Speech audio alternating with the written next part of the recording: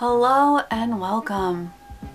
Sometimes I do question if I'm ever doing enough, especially when I compare myself to this family. Today we're going to talk about the Royal Tenenbaums.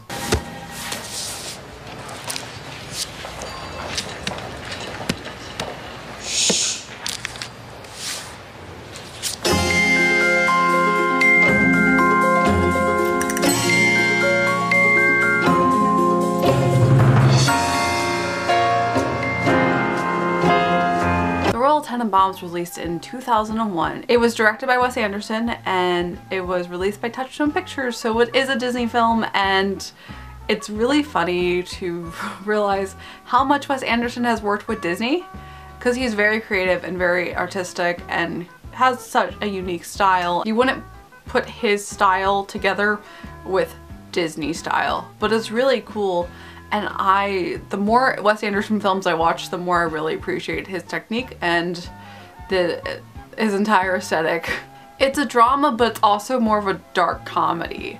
It kind of weans between the lines, but it's still dramatic enough to be a dramatic comedy drama, and so therefore it works well in this month. And this is one of the first films that Wes Anderson worked on, and it has the most impressive cast. We have Gene Hackman, who is our father, Angelica Houston, who is our mother. Ben Stiller, Gwyneth Paltrow, and Luke Wilson are all siblings to each other, and Owen Wilson is their neighbor. And these kids are the most impressive people ever, and that's the whole plot, is about these kids that were prodigies in their life, now have grown up.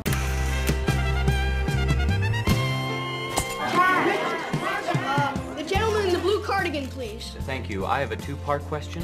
Go ahead. Chaz Tenenbaum had, since elementary school, taken most of his meals in his room, standing up at his desk with a cup of coffee to save time. Margot Tenenbaum was adopted at age 2.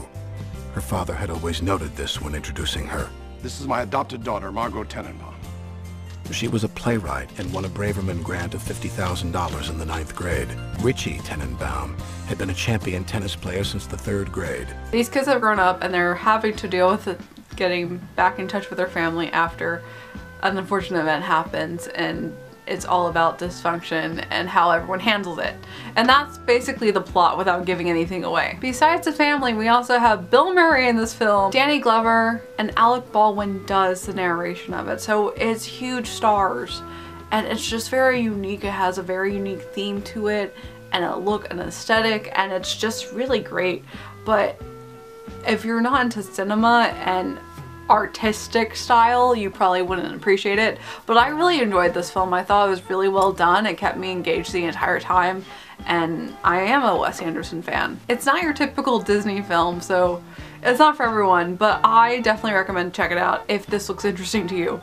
Otherwise, we're going to continue onwards, and tomorrow we're going to talk about Under the Tuscan Sun. So you can stay tuned, and as always, I hope you have a magical day, and I will see you real soon.